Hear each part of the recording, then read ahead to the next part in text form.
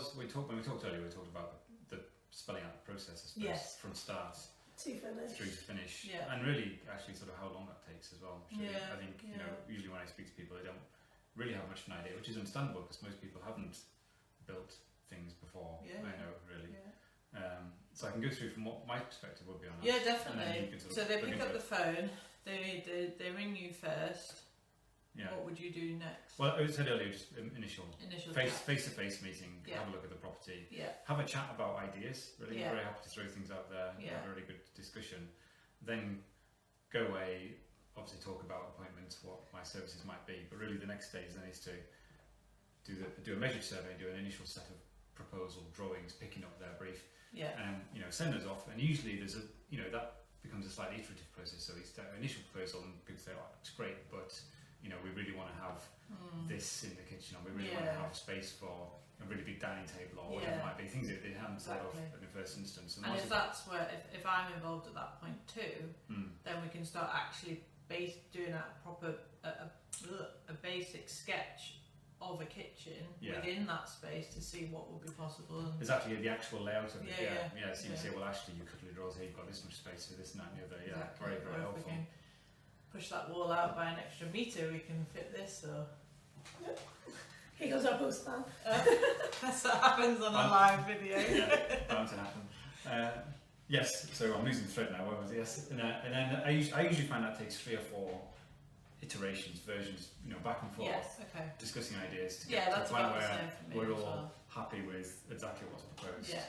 Yeah. And then, if necessary, then it goes, through the planning process. Okay. So that's prepare and submit a planning application. So that takes about, is it 6 weeks? It takes a couple of weeks probably to prepare the application, and it takes 8 weeks. There's a statutory limit of 8 weeks through the planning application process itself. So basically, So you're after, talking about 3 months, but from the initial phone call yeah, to having planning Right. permission, if everything went very, very quickly. It's probably 3 months would be 58. quickly, nearly. Usually, it's more like Yeah. 5 months. I'd say 3 to 5 months. Yeah, so that Yeah. that kind of range anyway.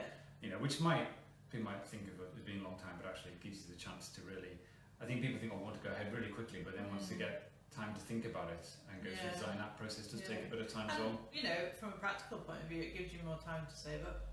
as Yeah, well, doesn't it's it? true. Yes. Um, Yeah. So, and then once you have planning approval, or even if that looks imminent, then you start on what we call the technical design stage, which is really then starting to pull together the specification and the details so that you've got something very precise and very detailed that the builders can actually prepare a quote for. And that runs hand in hand with preparing stuff for building regulations, which people obviously will have heard of and be familiar with to a certain degree. So is that the point where you get a builder involved?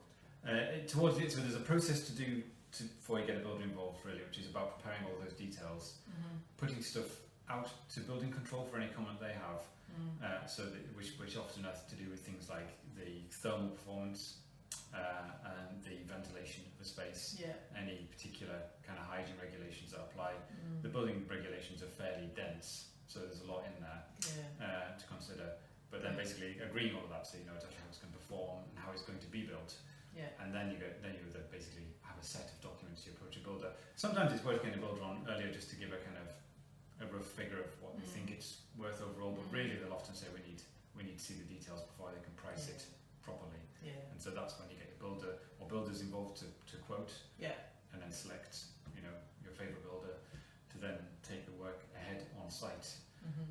And then the final question that is the kind of on-site management of it, which is the most variable aspect of all of this. So the process up to that point is actually very contained and is usually pretty much the same, really.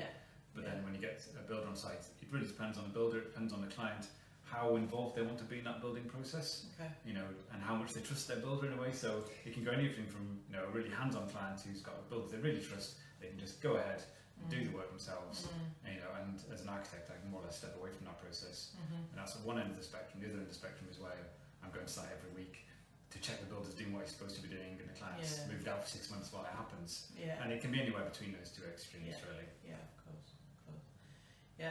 So then at that point, while the build is happening, the client and I would be working away in the background, finalising the kitchen plans. So how long, can you put a time length on how long a build would take? For a house extension? Yeah, it's, well, typically between 3 and 5 months, I'd say, advise people on allowing for as a build period. 12 weeks or 3 months is fairly common for something relatively small. So it's quite a long time. And then as it gets bigger, but it takes a while. There are quite a few stages to go through. So, I don't really expect things to happen a lot quicker than 12 weeks typically. Does that include the interior as well? That's usually from start to a finished. To a finished. Yeah, to a finished product. Okay. And so there's a bit of, there'll be the last couple of weeks is usually when the kitchen fittings, happen, and the decoration and all that kind of stuff. And, the nice bit. Yeah, yeah. It suddenly goes from being a building site to an actual house, home, which is always the exciting point. But before that, it's all diggers digging holes in the ground and drains being laid, that kind of stuff. Services. And one thing is also worth mentioning, and it's really, again, it's part of that variable story. It's really how involved we get and what kind of contract you have with the builder as well, because that can be, and we often recommend, is quite a formalised thing, a written contract.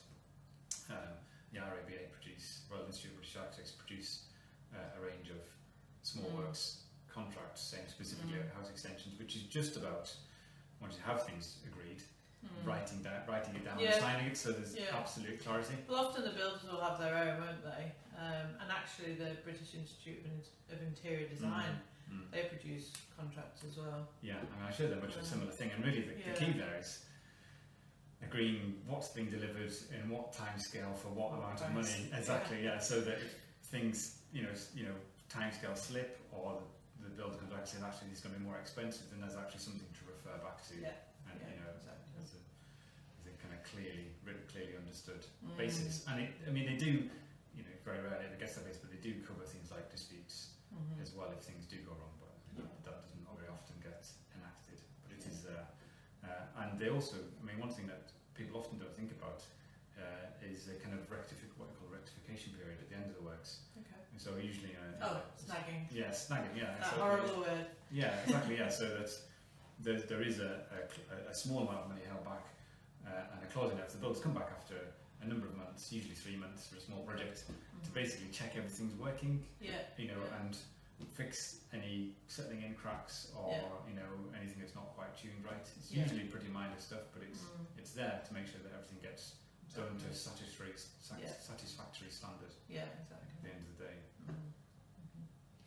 And by that point, hopefully you can have a nice party. Exactly.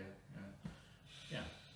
So it's quite a long process. We're talking a good year, really. Yeah. It doesn't usually happen from very, very start to very, very finish much quicker than 9 months. Okay. And a year is probably more of an average, really. Yeah.